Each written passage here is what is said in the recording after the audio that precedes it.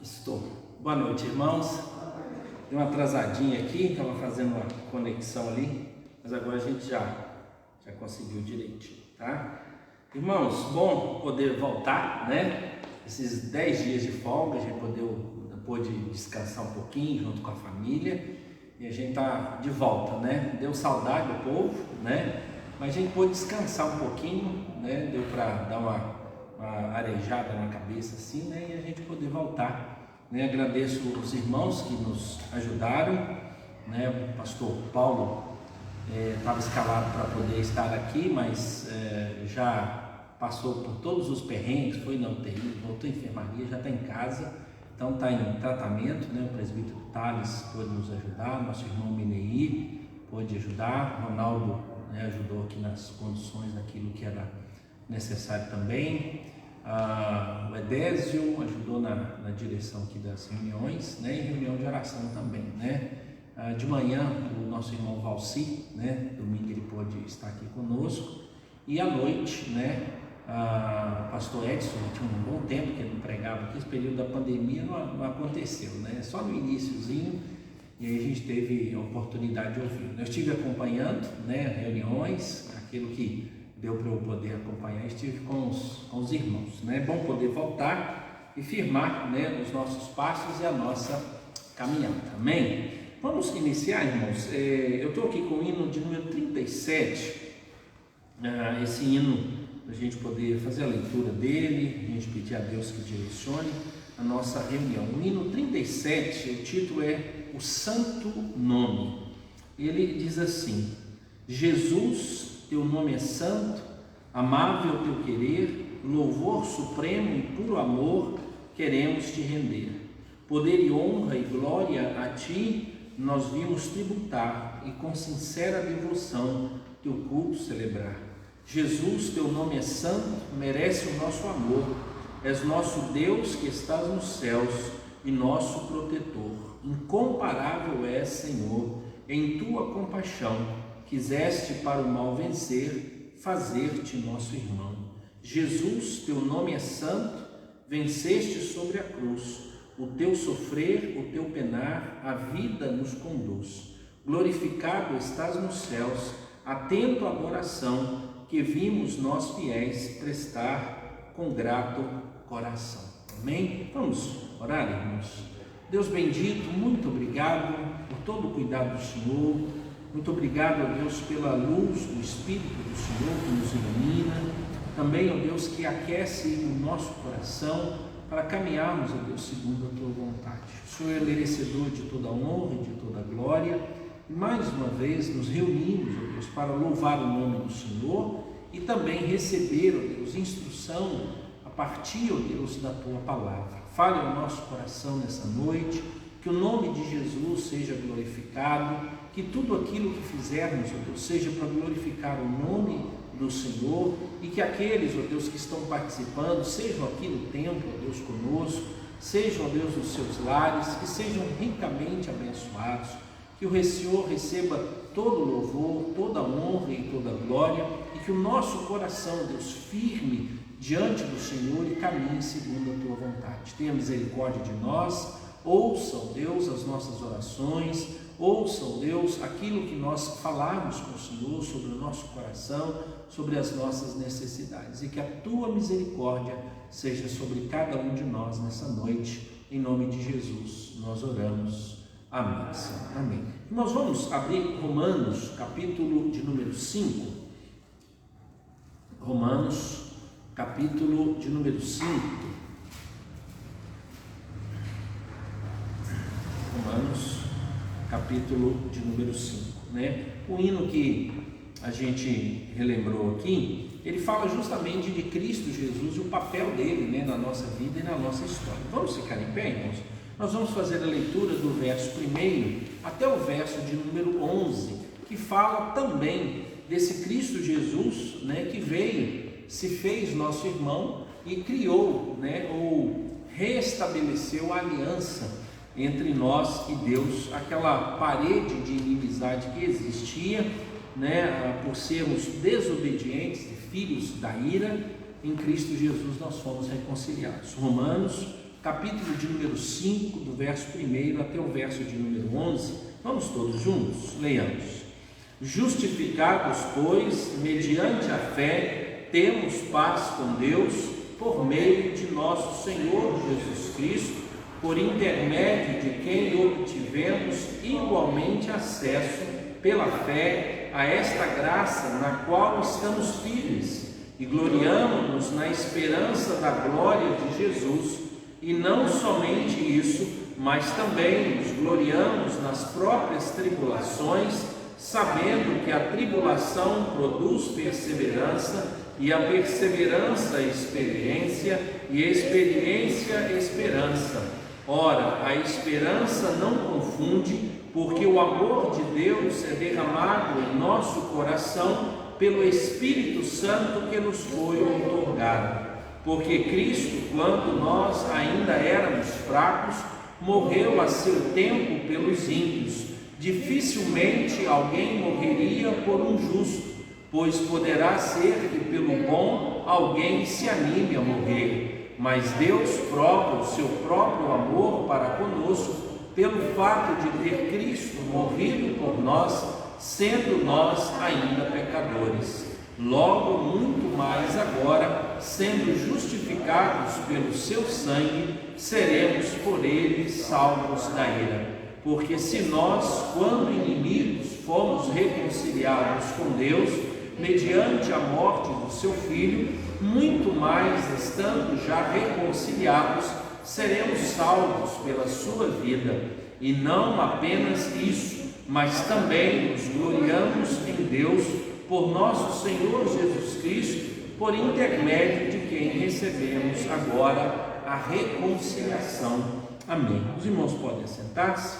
Irmãos, aqui a doutrina da justificação é apresentada, mas fala também, da doutrina ou do processo nosso de santificação que ele utiliza aqui. E não somente isso, mas também nos gloriamos nas próprias tribulações, Ele vai mostrar como a tribulação, fortalece a nossa fé e mostra quem verdadeiramente nós somos, Então, quando as tribulações vêm, elas vêm, num certo sentido de testar a nossa fé, para saber como é que nós vamos responder, E por isso nós temos que agradecer a Deus quando essas coisas vierem, porque é um exercício de fortalecimento, Nesses dias, a gente tem orado por alguns irmãos que estão passando por grande necessidade, famílias passando por grande necessidade, e a gente sabe que a gente deve aproveitar esses momentos. Não quer dizer que a gente está feliz porque eles existem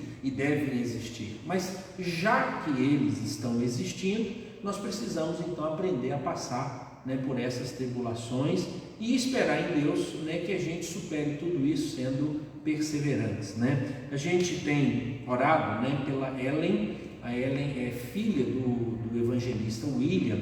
O William é um evangelista da igreja presbiteriana Macedônia, lá em Valadares, mas ele está em Capitão Andrade. Então o William dali já tem um bom tempo.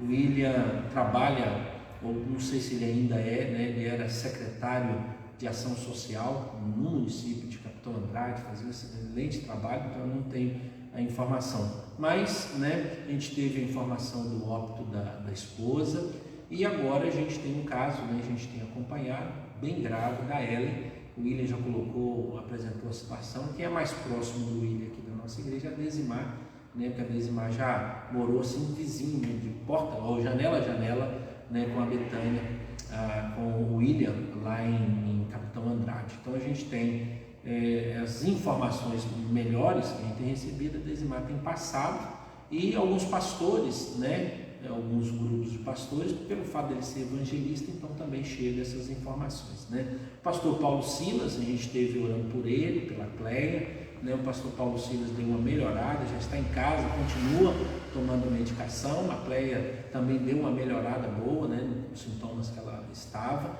agora termina a quarentena dela. Então a gente tem a agradecer a Deus por esse momento.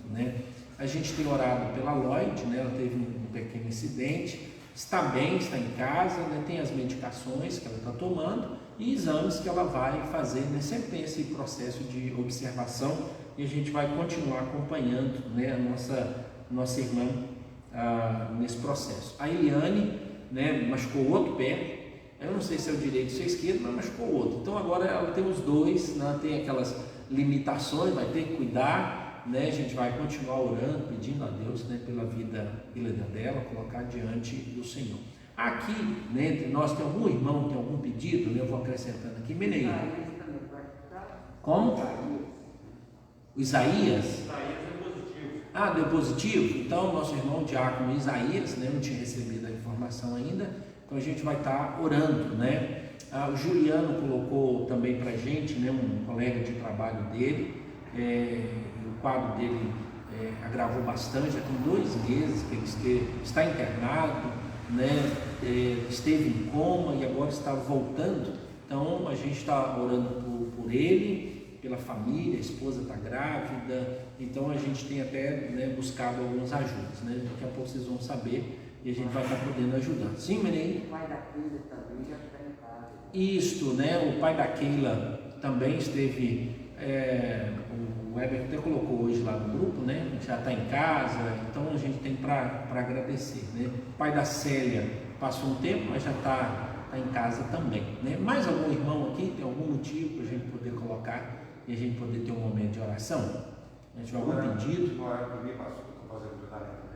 Orar pelo Wellington, né? A gente esteve orando antes, a gente continua orando, pedindo a Deus no tratamento para a saúde do Wellington.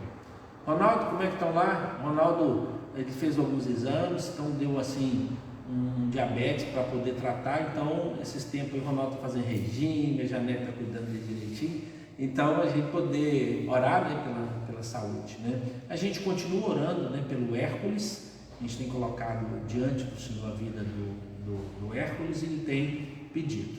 Eu tenho 5 amigos pastores que estão contaminados com Covid desses dias, né? Pastor Weberson da primeira igreja de Colatina, né? A situação dele ficou bem apertada, mas já deu uma altazinha, né? 4 pastores, né, da 8ª igreja, incluindo o reverendo Jeremias, o pastor Gidiel, né, que é um dos outros pastores, esteve internado, mas já recebeu alta. Então a gente tem o pastor Eduardo, né, de lá também, e a gente continua, né, orando e pedindo a Deus por esses irmãos, né? E mais uma família muito próxima da gente, e o Edgar era um presbítero, né, da primeira igreja em Governador Valadares, teve um infarto, e o irmão dele há 40 dias também teve um infarto e faleceu, né? Família Moraes, né? O pessoal que conhece aqui a turma lá do Vai e Volta, lá no, esqueci o nome da outra cidade, lá no lugarejo, lá na Barra, né? Então o pessoal às vezes conhece aquela turma ali, e eles são, né, daquela região, então a família está sofrendo muito, né? Foram 2 irmãos, 2 tios muito queridos na família, né? Todos os 2 de infarto, então a família tem sofrido muito e tem pedido, né, as nossas orações, né? E mais uma lista, irmãos, eu recebo, e eu tenho listas com algumas outras pessoas com muitos pedidos, né? Especialmente Covid, né? Um internou aqui, o outro com uma sequela lá, o outro com alguma dificuldade. Então a gente continua orando, pedindo a Deus, né, que possa cuidar. Sim, Ronaldo? Gilmar é um amigo nosso, trabalha com contabilidade, na Soraya, também como ouvinte, tem Gilmar. Sim, então, Gilmar, amigo do Ronaldo, né? A gente vai estar orando, né?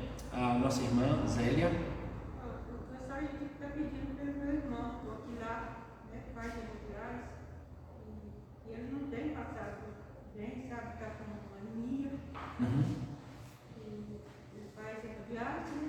Sim, então nós vamos, né, orar também pelo irmão da Zélia, né? Na outra igreja que eu era pastor, Zélia, eu tinha uma ovelha que chamava Zeila, e eu preciso pensar 2 vezes na hora de falar, senão sai Zeila, tá?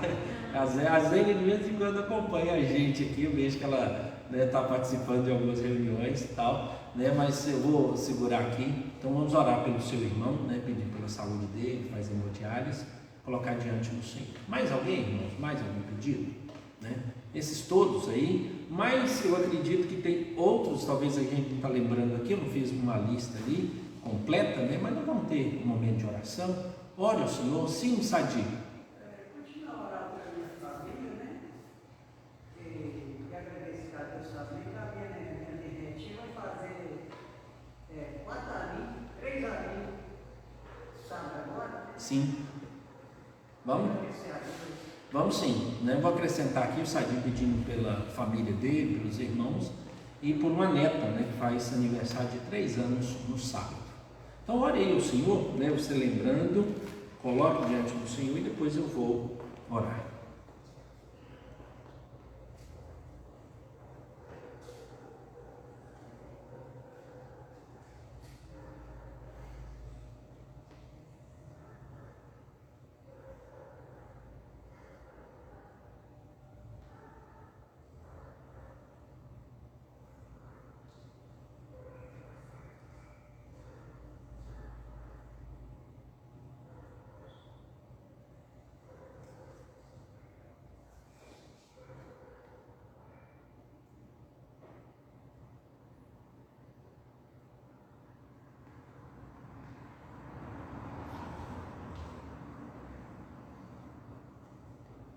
Senhor Deus, continuamos a confiar no Senhor e declarar, ó Deus, que o Senhor é quem conduz a nossa vida e sabemos que tudo está, ó Deus, sob o controle do Senhor.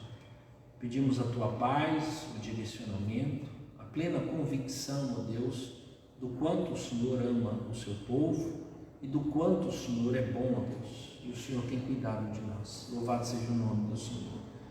Todos os pedidos, ó Deus, aqui apresentados, que o Senhor, ó Deus, exerça misericórdia e traga direcionamento, que a paz do Senhor, ó Deus, esteja sobre cada um desses que nós citamos aqui, e o Senhor conhece cada um, o Senhor sabe da necessidade de cada um deles, traga, ó Deus, sobre eles um bálsamo. Pedimos também, ó Deus, que o Senhor traga cura, livramentos necessários, consolo, ó Deus, a cada uma dessas famílias.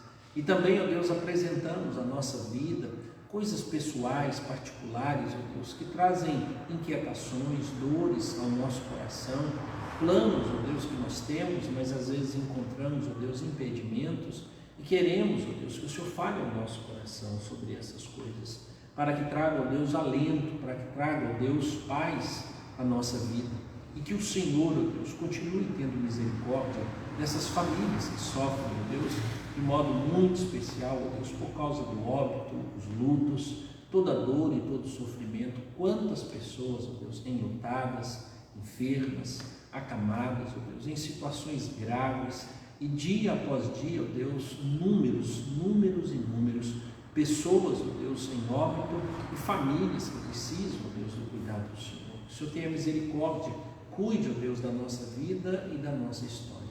Também, ó Deus, oramos para que o Senhor coloque em nós, ó Deus, sempre o desejo de perseverar, independente da circunstância.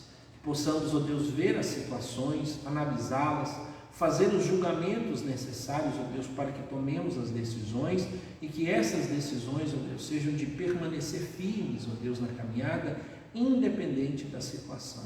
E que o Senhor, ó Deus, por meio do Espírito, coloca no nosso coração, ó Deus, a paz que excede todo entendimento, pois confiamos em Cristo Jesus e é Ele quem nos guarda, é Ele quem nos protege, Ele é a nossa proteção e Ele traz calma ao nosso coração. Que nós possamos, ó Deus, ter essa experiência, ó Deus, que ninguém pode explicar, que ninguém pode, ó Deus, dizer como é, mas sabemos, ó Deus, que é obra do Senhor sobre nossas vidas. O entendimento que temos, ó Deus, por isso a Tua palavra, ó Deus, fala sobre a paz que excede todo entendimento, e o Senhor, ó Deus, é quem está por trás de tudo isso. Tenha misericórdia, visita-nos, ó Deus, em nome de Cristo Jesus, nós oramos. Amém. Amém. Irmãos, nós vamos aqui achar onde eu estou. Eu deixei uma colinha hoje aqui. Eu nem sei como é que está lá na transmissão, mas acho que deve estar Deve estar tranquilo. Deixa eu salvar uma parte aqui, senão eu não consigo fazer.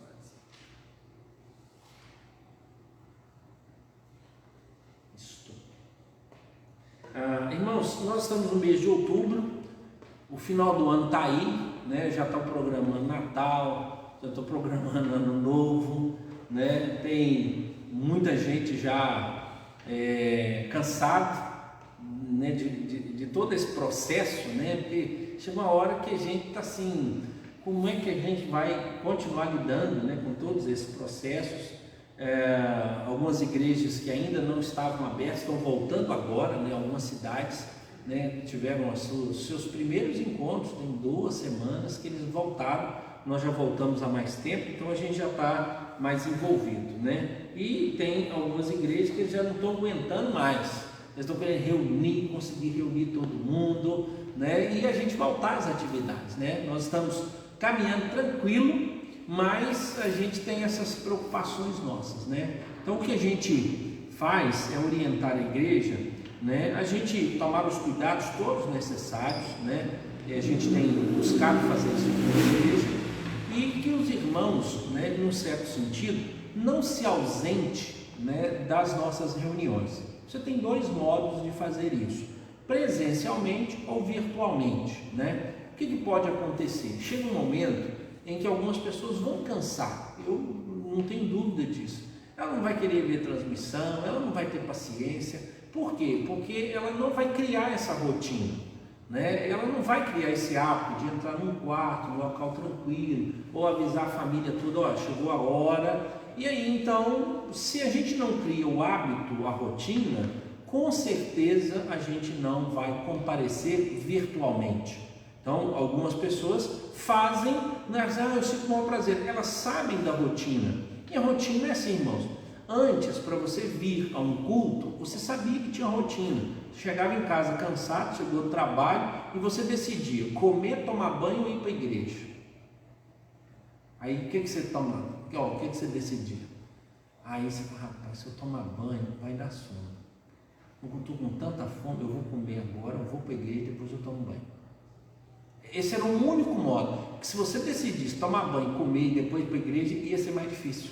Mas se eu fizer essa ordem aqui, e você trabalhava isso, chegava no final de semana, então nós estamos nesse processo, tá? Então eu recomendaria que você agendasse: quarta-feira eu vou à igreja, tá? Sexta-feira, reunião de oração, eu quero estar lá, porque senão você desacostuma, e é muito fácil a gente se acostumar em não participar de nada, porque é muito cômodo. Então muita gente vai ter dificuldade de voltar a essas atividades presenciais, mas ele vai chegar um momento que ele não vai ter opção, né? Então eu acho que seria ideal a gente poder fazer isso. Quarta-feira tem reunião presencial, você toma todos os cuidados, né? Higieniza, chega aqui, senta no lugar certinho. Final de semana, né, nós temos escola dominical e culto à noite, né? Exceto nas ceias, né, que a gente está tendo um público só de manhã e outro público à noite, mas você pode participar. Deixa já agendado, né, com você a sua rotina. Então, por exemplo, esses 2 domingos anteriores nós não precisamos fazer inscrição. O público que a gente recebe aqui é até 70 pessoas, então 65 mais a companhia dos diáconos lá fora. Então esses 2 domingos nós não tivemos necessidade nem de manhã nem de noite fazer inscrição. Por quê? Porque o público todo não está vindo. Se a gente perceber que o público está aumentando, a gente volta à inscrição. Mas por enquanto, está um domingo agora, nem de manhã nem de noite você precisa fazer inscrição. Venha. Se a gente perceber que passou, aí põe ali no corredor 1 e tal, aí a gente volta à inscrição. Mas é mais para a gente ficar light, porque além de você fazer a inscrição, eu fico lá fazendo a inscrição. Manda um, manda outro, manda um, manda... Aí um decide não ir. Pastor, tira meus 4 nomes daí. Aí passa para a escola dominical, né? O Elimário está fazendo. Então a gente está tendo tranquilidade. A gente tem uma lição com os adolescentes e jovens que acontece no salão e uma lição que acontece aqui. Então, irmãos, nessa parte da manhã, no domingo, nós temos condição de receber aqui 65 pessoas e lá em cima todos os jovens e adolescentes da nossa igreja,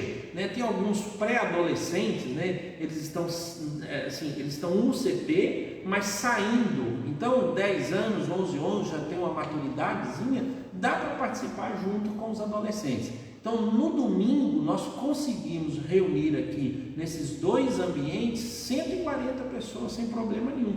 Então dá para vir, né? A questão das crianças, nós não temos ainda atividade para as crianças, né? Devido ao cuidado, as normatização onde cada criança, mas a gente está tendo atividade todo domingo às 5 horas, né? E a gente vai ter, por exemplo, um programa especial, sábado à noite, os adolescentes vão ter uma reunião aqui, então vai obedecer todos os protocolos, bonitinho, onde nós estivemos reunidos. Os adolescentes tiveram reuniões aos sábados às 16 horas, estudou o livro de Daniel, né? Teve outros temas anteriores, e aí eles ficaram 2 finais de semana e eles vão reunir sábado. No sábado não, vai ter um momento com eles, mas domingo de manhã e domingo à noite, né? A gente tem condição de voltar às atividades, né? A gente ora a Deus, pede a Deus para cuidar da gente, assim como a gente tem saído para trabalhar, assim como a gente tem saído para fazer compras, né? Eu sei que alguns têm maior necessidade de permanecer mais distante, né, em casa, a gente sabe disso, mas assim, às vezes a gente pode acomodar. A gente está rodando assim a cidade toda, mas não está cuidando da espiritualidade, né? Não é porque tem a transmissão online, é porque tem gente que nem na transmissão online está.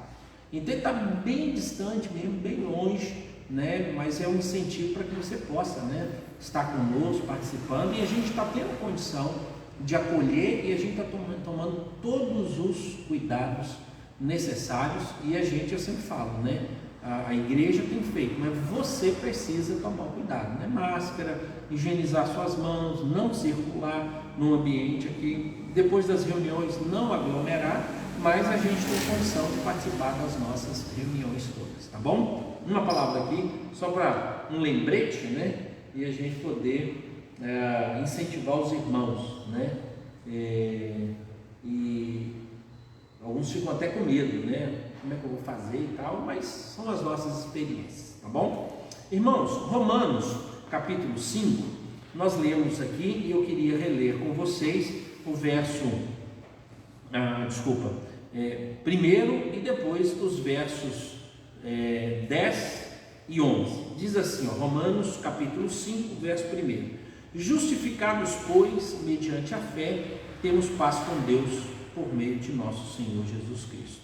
Porque se nós, quando inimigo, fomos reconciliados com Deus, mediante a morte do seu Filho, verso 10, muito mais estando já reconciliados, seremos salvos pela sua vida. E não apenas isso, mas também nos gloriamos em Deus, por nosso Senhor Jesus Cristo, por intermédio de quem recebemos agora a reconciliação, né? O mês de outubro, irmãos, é o mês, né, que a gente celebra o movimento da reforma, mas com uma tentativa não só de olhar para a história, mas de ver também o que é necessário mudar nos nossos dias e nossos tempos, né? Então a gente sempre fortalece a ideia doutrinária, mas a gente gostaria que algumas coisas pudessem mudar de prática. Então hoje, quarta, eu vou falar sobre algumas questões doutrinárias, mas domingo de manhã eu vou falar sobre essas questões de modo prático. Como é que eu posso vivenciar, quais são as implicações de todo o sistema, né, bíblico doutrinário que nós temos, né, que é chamado, né, calvinismo. Então a gente fala sobre isso, a gente explica um pouco sobre os princípios doutrinários por trás, os princípios bíblicos que estão, mas a gente precisa também colocar isso em prática, como é que isso nos beneficia, porque o fundamental é isso, né? A gente escuta as doutrinas e a gente coloca em prática todas essas realidades, né? E o texto aqui lembra-nos, né, do princípio da reforma, que é sermos salvos ou justificados, né, mediante a fé em Cristo Jesus, por causa da graça salvadora. Então, a graça chegou até nós por meio de Cristo Jesus. E eu só posso ser alcançado pela graça se houver fé. e é por meio da fé que eu sou salvo, né? Então a discussão é se eu sou salvo por meio da fé ou se eu sou salvo por meio dos méritos, a gente chama obras. Então a discussão que houve por trás de tudo isso, né? Eu coloquei um resuminho no grupo hoje e é o resumo do que eu vou falar agora à noite, só para a gente poder relembrar, né? Quando houve a reforma, né, tiveram muitas discussões, então só para a gente poder entender quem é o precursor, né, da reforma, utilizando a data do dia 31 de outubro de 1517, é Lutero, e ele estava na Alemanha. Lutero era um monge, né, um monge aqui, um padre católico, né, tinha a mesma questão. Ele era um doutor em teologia, conhecedor da história, ele era um grande exegeta, um intérprete, tanto que ele fez a tradução da Bíblia, né, para a língua alemã, a língua do povo. Então você tem tudo isso em Lutero, então uma pessoa envolvida com as coisas de Deus.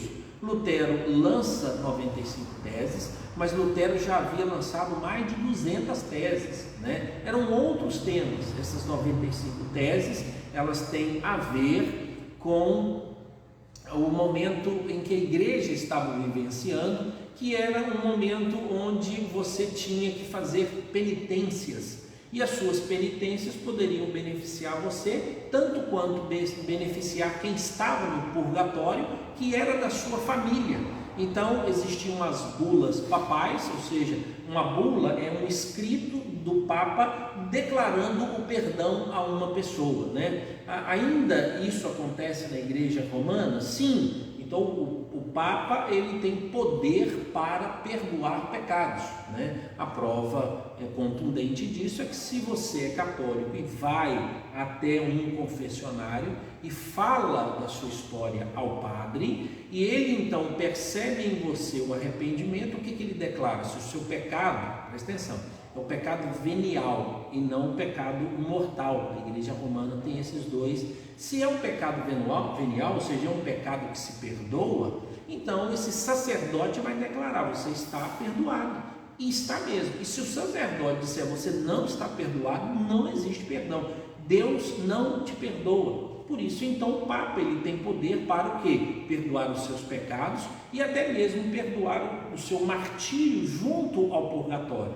E o que estava acontecendo? Essas bulas, elas estavam sendo vendidas para que pudesse então facilitar a construção da igreja de São Pedro, né? Que hoje é a Catedral de São Pedro, lá em Roma, né? Isso aqui, irmãos, a venda das indulgências, né, que era o que você estava fazendo, é algo que se tornou o ponto negativo sobre as indulgências, porque as indulgências até hoje elas são dadas, né, pelo Papa. Ele tem poder para isso dentro do sistema católico. Mas o que estava acontecendo? Eles associaram isso a doações à igreja em grande número. Então alguns vendedores de indulgência estavam rondando a região onde Lutero estava, e Lutero então começou a questionar. E uma das coisas que ele faz, quando nós lemos as 95 teses, ele questiona, e ele é o defensor de quem? Do Papa, dizendo: o Papa não sabe disso.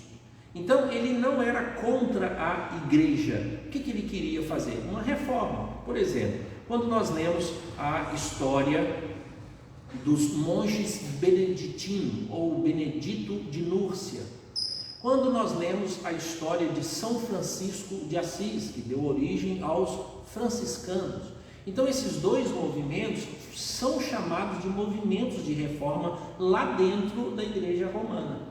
Só que com Lutero não deu para ele permanecer na igreja. Por quê? Porque a reforma franciscana, ela estava voltada mais à prática do bem. Então não era uma questão teológica. A reforma beneditina estava mais sobre a piedade, como você ser mais piedoso e não ser de uma linha extremamente mercenária, com interesses no governo, no reino, essas coisas, e os beneditinos tinham isso. Só que Lutero ele era da linha agostiniana, e os agostinianos eram os estudiosos da doutrina. Então ele se incomodou com isso, e aí então ele tem um levante. Então há uma reforma na doutrina, mas também há uma reforma moral, né, do que estava acontecendo naqueles dias. Não deu certo, então Lutero vai ser excomungado, Lutero não dá continuidade dentro da igreja romana. Por quê? Porque agora ele entende que até os líderes hierárquicos dele, ou seja, bispo, arcebispo, cardeais e até o Papa, estava contrário ao pensamento teológico que estava naquele momento. E aí ele dizia assim: eu achava que eles eram contra, mas eles estão a favor. Então Lutero teve essas lutas, essas dificuldades, para que ele pudesse estabelecer o movimento, né, que estava começando. Então Lutero dá um início, mas perto dali, em outros países, começou também outros movimentos de reforma. Então não foi só Lutero. Quando a gente fala de João Calvino, por exemplo, João Calvino tinha 9 anos de idade quando Lutero afixou as teses na porta da igreja. Ou seja, Calvino nem participava ainda dos debates, mas Calvino vai crescer, vai se tornar um estudante de teologia, ele vai se tornar um monge, ele vira um padre de uma paróquia, ele vai ensinar, mas ele então absorve as ideias não só de Lutero, mas de um homem chamado Erasmo de Roterdã, e mais de um grande outro número de pensadores que estavam, né, discordando do pensamento, especialmente sobre a salvação. Como é que se é salvo? Foi a grande discussão.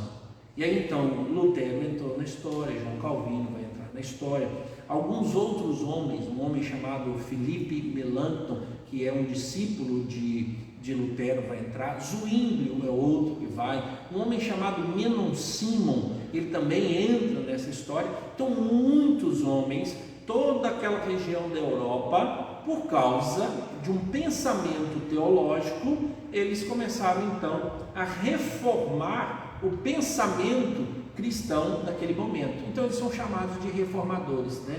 E qual era o foco que eles estavam? Qual era a grande discussão? A grande discussão estava no tema soteriologia e culto, ou seja, quem salva e como se deve cultuar a Deus. Por quê? Porque eles atacaram a questão da oração aos santos, a intercessão dos santos, o culto aos santos, a questão do purgatório, a questão do poder que está na mão do sacerdote, né? Então, por exemplo, o sacerdote, ele não é uma classe comum de crentes. Um padre, ele ou qualquer outro dentro do sistema hierárquico, ele é maior do que o povo. Por isso o povo depende dele. Primeiro, o povo depende dele para ter acesso a Deus. Então a missa só acontece por intercessão de quem? De um sacerdote. Ele que tem que comandar todo o movimento, porque o povo não faz isso. Quem faz é o sacerdote, né? Por exemplo, no momento da missa, o sacerdote vai falar as palavras, né, sacerdotal para o sacrifício. Isto é o meu corpo. E é dito então, segundo a igreja romana, que quando o sacerdote faz isso, por causa do papel dele, porque ele está ali representando Cristo, aqueles elementos transubstanciam-se. O pão vira o corpo, vira o sangue e o espírito de Cristo. E o sangue na mesma essência. Então ele transforma esses dois. Então há poder, mas o povo não tem poder para isso. Então, por exemplo, o povo não reza a missa, quem reza é o sacerdote. O povo acompanha o sacerdote. Tanto, se você observar em liturgias católicas, tem momentos em que o povo participa e tem momentos em que o povo não participa. Mas é leitura responsiva. Mas existem momentos que somente o sacerdote, ninguém participa, porque a palavra dele, e ele que tem que fazer isso, é ele quem faz o sacrifício. Então tudo isso estava sendo combatido, né? E aí nós vamos encontrar nessa história toda, em toda essa caminhada, as definições teológicas, né? Eu queria trabalhar um ponto para que os irmãos pudessem perceber. Dentro de Lutero e de Calvino existia uma concordância sobre a salvação. Tanto Calvino quanto Lutero, eles declaravam que a salvação pertence ao Senhor, baseado em quê? Justamente no princípio bíblico. Ou seja, tanto Lutero quanto Calvino estavam querendo fortalecer o tema do soli Deo glória, glória somente a Deus. Então, só Deus é merecedor de culto, Deus é o responsável pela nossa salvação e a soberania de Deus. Então, Lutero e Calvino pensaram isso e trabalharam essas coisas. Mas, irmãos, não é que Lutero e Calvino pensaram sozinhos. Não, a história toda trazia isso. Então, era um momento de corrigir um rumo em que a igreja romana não permitiu que isso acontecesse. Por isso, então, eles passaram a fazer isso fora da igreja romana. Então, você vai ter Lutero e você vai ter Calvino, né? Tanto Lutero quanto Calvino, eles tinham essa ideia de que Deus está no centro e o homem, ele é objeto da salvação. Ele necessita ser salvo. E aí, então, Deus vai agir em favor do ser humano para que possa salvá-lo, né? De todas essas, ou em todas essas discussões, né, ficou então definido isso, né? Houve um encontro, uma reunião chamada a Reunião de Dort, o nome é Sínodo de Dort, em 1618 e 1619, para que pudesse definir como que seria o sistema, para que pudesse acreditar na soteriologia, ou seja, em que nós acreditamos, né? De vez em quando, alguns irmãos, pelo menos no nosso meio, né, isso é comum, nós encontramos um termo chamado tulipe, né? O meio presbiteriano guarda muito esse termo, é um termo em inglês, né, da palavra de uma flor que é tulipa, né? Então você olha lá, você tem copos com formato de tulipa, você tem flores que tem formato de tulipa, e aí então eles fizeram um acróstico, né, que chama tulipe. E esse acróstico funciona assim: total depravação, eleição condicional, expiação limitada, graça irresistível e perseverança dos santos. Domingo de manhã eu vou falar um pouco mais detido, mas essas são as palavras que utilizaram para que pudesse definir qual era o pensamento, tanto de Calvino quanto de Lutero. Embora, irmãos, né, nessa caminhada toda, a gente faz uma distinção hoje, né? Por exemplo, o luteranismo, ele é uma linha do movimento protestante, e o calvinismo é uma outra linha do movimento protestante. É dito que os seguidores de Lutero não mantiveram em fidelidade o pensamento de Lutero. Por isso, então, os luteranos não recebem o título de reformados, mas recebem mais o título de protestantes. Enquanto que todos aqueles que se tornaram calvinistas, eles então são chamados de reformados. Mas o luteranismo se tornou uma linha, uma igreja. Então você tem a igreja luterana e você tem então o pensamento luterano. Enquanto que o calvinismo não se tornou uma igreja, se tornou, né, nessa caminhada, um princípio doutrinário baseado no texto bíblico.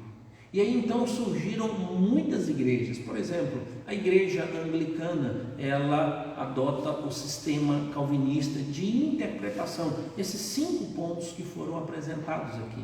A igreja presbiteriana, né? A igreja presbiteriana, ela não surge com João Calvino. A igreja presbiteriana vai surgir com John Knox, né? Já é um outro pregador e um outro reformador, porque aí vai sistematizar o movimento presbiteriano, e é daí então que nós viremos. Ou seja, quase 100 anos depois, aí que vem o sistema.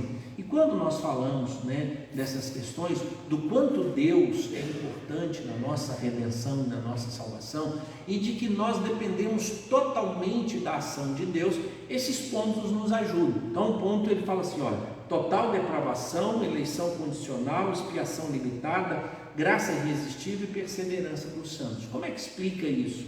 Funciona assim.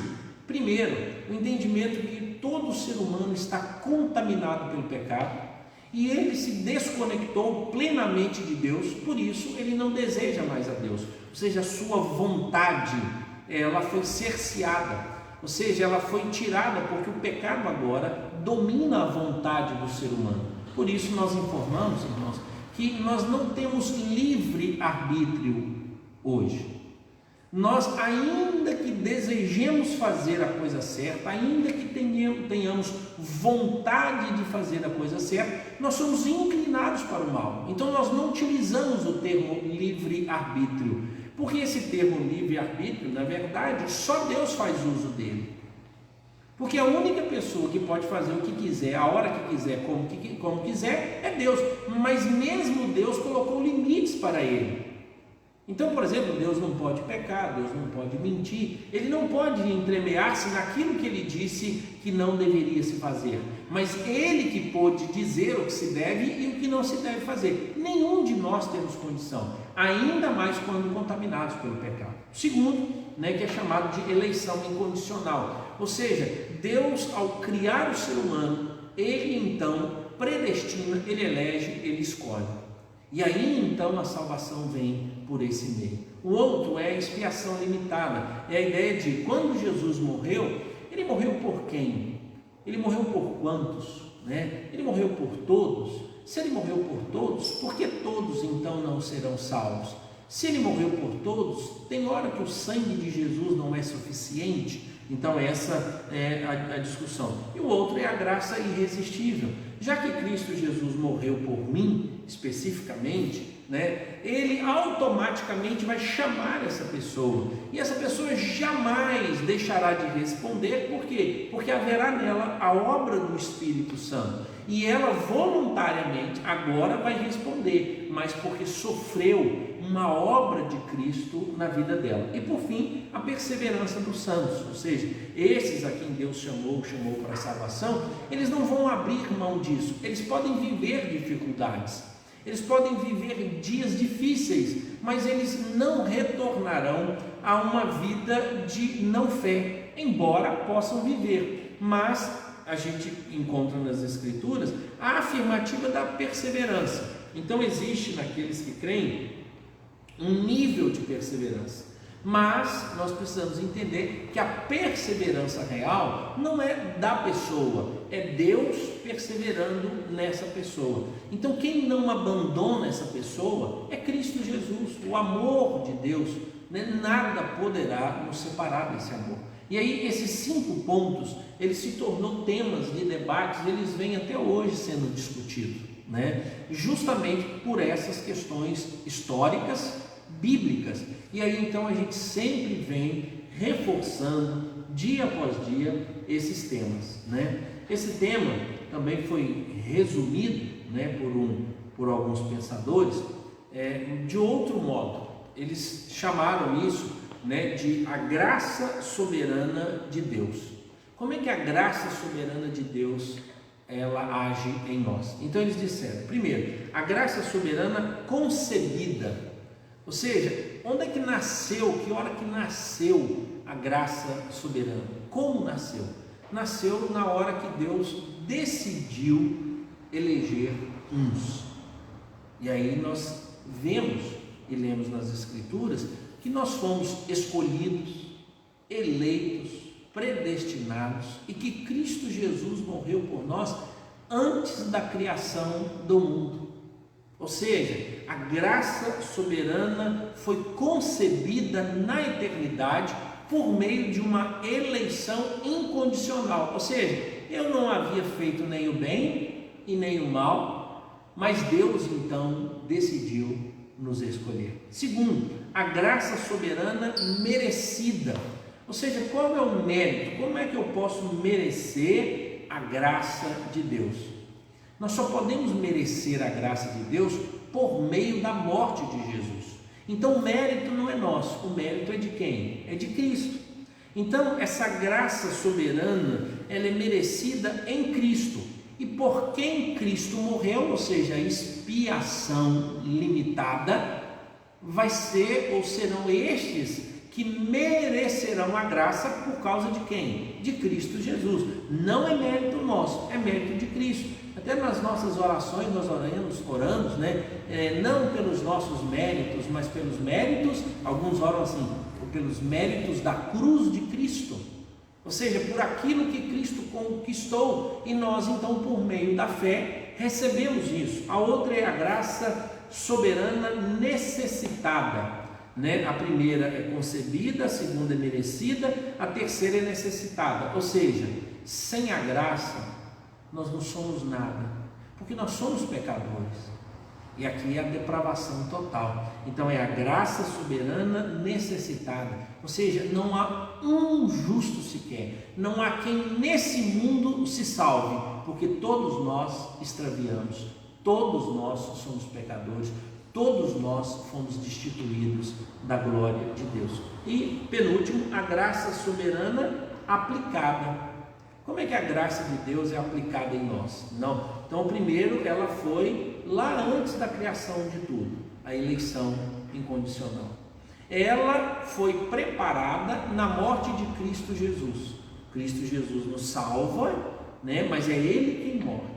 A graça é algo que todos nós necessitamos, todo ser humano necessita dessa graça. Mas somente aqueles por quem Cristo Jesus morreu vai alcançar isso. E Cristo Jesus vai chamar. A necessidade é que nós somos pecadores e nós não podemos escolher isso. É Deus quem nos dá, um presente de Deus. Tanto a graça quanto a fé é algo que Deus nos dá. A graça aplicada é a hora que o Espírito Santo transforma a nossa vida. E aí então tudo aquilo que Deus projetou, Ele aplica em nós, chamada de graça irresistível. Ou seja, o dia que Deus chamar. Você já viu que a gente funciona assim? Pelo menos eu vejo, né? Nós pensamos assim: fulano de tal não se converteu ainda, né? Não. Mas você já pregou? Já. Quantas vezes? Já. Tem 10 anos. Olha o que a gente diz. Mas o dia que Deus chamar, mesmo, irmãos, que não acreditemos na eleição. Sabe por quê? Porque tanto nós que acreditamos na eleição, quanto quem não acredita na eleição, eles acreditam que uma pessoa só pode se converter se for por obra de quem? Mas aí é o seguinte, nós dizemos que eu não respondo antes do Espírito. O Espírito age antes e depois eu respondo. Isso é eleição. A maioria das pessoas acredita o seguinte: eu respondo ao Espírito vem. Ou seja, então quem é que salva? Eu digo sim e o Espírito vem. Então eu que salvo. O Espírito depende de mim. Se o Espírito depende de mim, então não é Ele quem me salva. Sou eu que me salvo. Isso é salvação teocêntrica. Desculpa, antropocêntrica. É o homem quem decide se ele vai ser salvo ou não. Agora, irmãos, o Espírito Santo vem em mim e ele me sela e diz: agora deseje, agora arrependa, agora mude. E isso é regeneração. É que o Espírito faz em nós. Essa é a diferença. Mas preste atenção. Mas todos nós pensamos do mesmo jeito. Porque o dia que o Espírito Santo agir, então quem acredita que a pessoa precisa responder ou não, não existe o dia do Espírito Santo agir.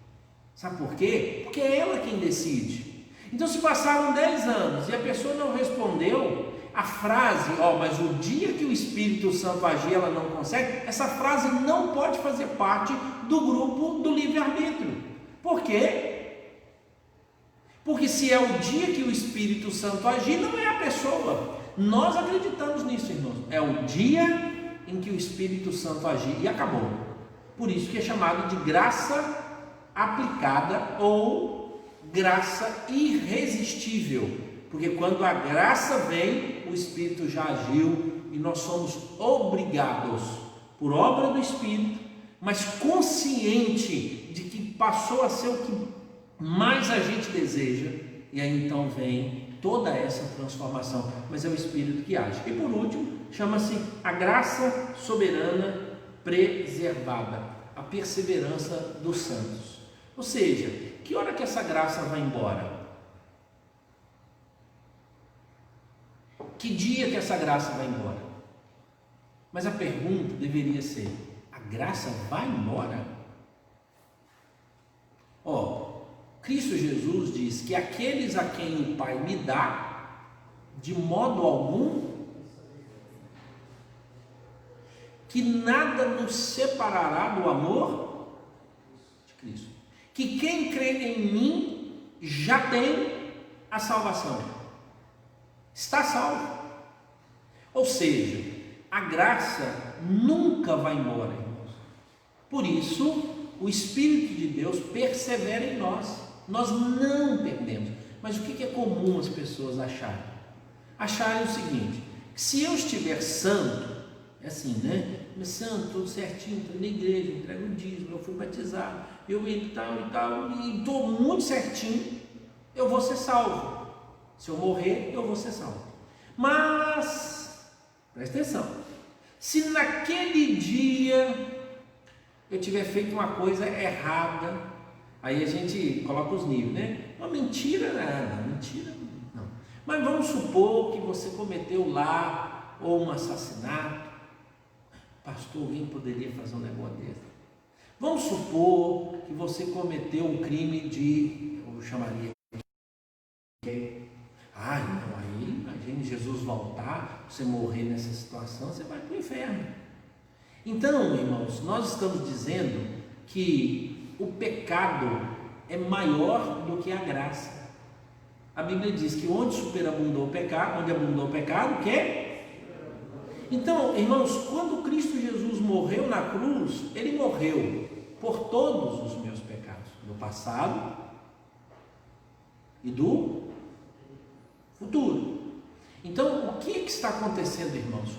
Um tropeço é um erro, é um pecado, é um pecado. Mas Cristo Jesus, Ele já tratou isso.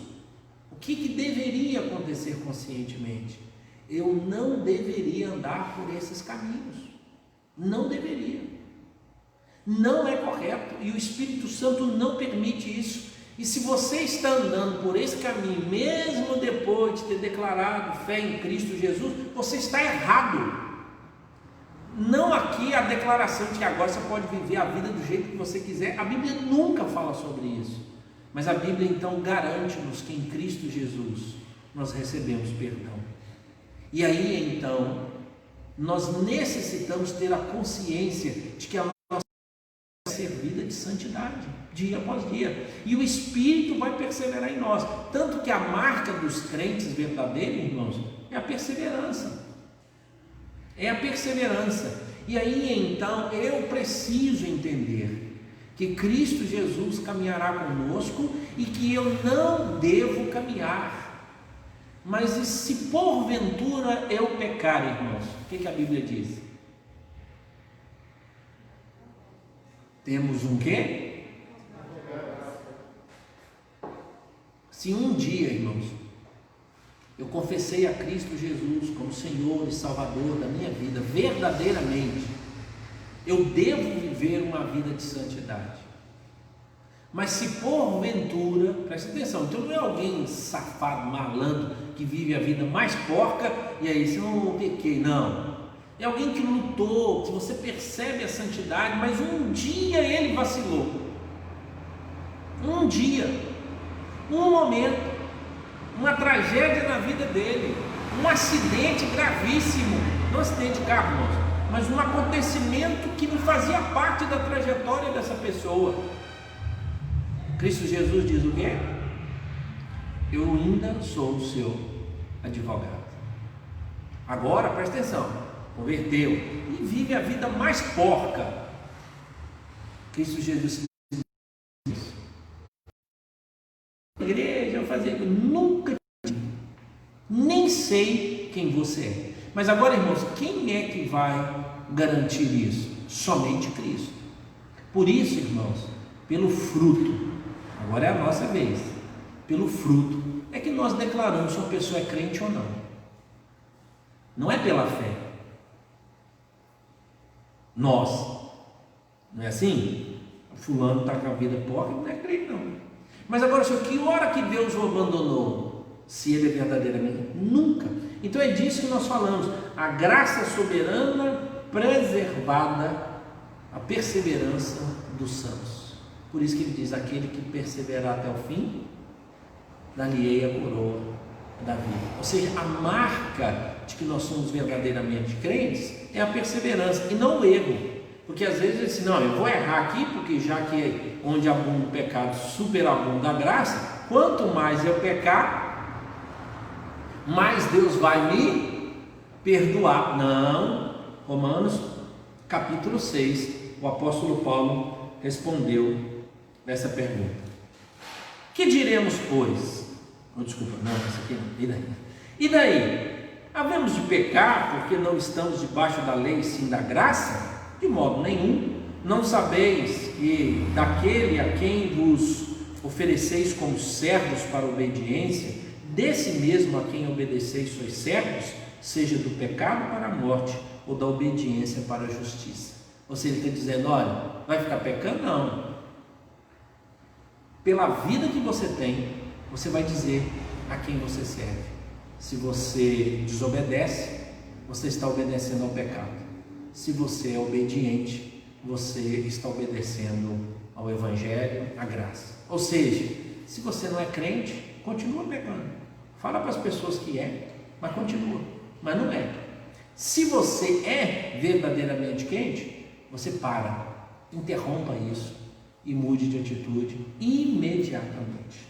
Esses aqui, irmãos, são alguns princípios, né? É chamado de os 5 pontos do calvinismo, né? Domingo eu vou fazer um outro apanhado, talvez fique um pouco mais claro, para a gente poder trabalhar com textos bíblicos, com versículos, mas sempre para a gente lembrar disso, né? A graça soberana concebida, a graça soberana merecida, a graça soberana necessitada, a graça soberana aplicada e a graça soberana preservada. São 5 pontos. E qual é o objetivo desses pontos? Colocar Deus como soberano e o ser humano no seu devido lugar. A salvação pertence ao Senhor. É isso que nós encontramos em Jonas, quando Jonas está nos seus apuros todos, e aí ele reconhece: não, a salvação pertence, porque Deus vai lá e salva. Assim também é a nossa realidade. Nós estamos num tremedal de lama, numa vida difícil, longe, desgarrado, mas Cristo Jesus é quem vai lá e nos salva, e a gente reconhece que essa salvação pertence a Deus. Amém? Amém. Vamos ficar em pé, irmãos? Vamos orar pedindo a Deus que nos abençoe, né? No grupo da igreja eu coloquei lá uns 8 ou 9 livros que falam sobre esses temas, né? Alguns deles se encontram na internet, ou até mesmo palestras, né, sobre esses temas. Se o irmão quiser dar uma olhadinha lá, os livros, né, são excelentes, esses livros que eu coloquei lá. Então, se você tiver um tempinho, interesse de adquirir livros sobre esse tema, né, excelente. Eu trouxe um aqui, chama-se Vivendo para a Glória de Deus. É excelente esse livro, né? Um ótimo livro. É um livro de doutrina, né, irmãos? Então, assim, não é um livro de aguinha com açúcar e tal. Ele é mais pesado, assim, para ler história, os pensamentos teológicos, a linha doutrinária. Mas vale a pena, né, ter esse livro e fazer a leitura dele, tá joia? Vamos orar, irmãos? Deus amado, muito obrigado, porque em Cristo Jesus nós recebemos a reconciliação. Toda honra e toda glória pertence ao Senhor, e que nós nos lembremos sempre, Deus, que o Senhor um dia nos escolheu, que o Senhor um dia, Deus, enviou o Cristo Jesus para morrer na cruz, para que pudéssemos, ó Deus, ser libertos, ó Deus, do nosso pecado, e em Cristo Jesus, ó Deus, sermos agraciados, essa graça irresistível. Um dia o Senhor nos chamou à salvação, e agora, ó Deus, temos a plena convicção de que o Senhor não permitirá que caiamos, que abandonemos esta graça, porque o Senhor, ó Deus, é quem persevera em nós, por obra do Espírito do Senhor, e nos ajude, ó Deus, a viver com clareza e com grande certeza, ó Deus, a santidade que provém dessa doutrina.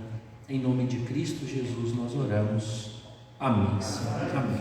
Irmãos, que Deus nos abençoe, derrame graça e paz sobre nós. Sexta-feira, 19h30, nós estamos de volta.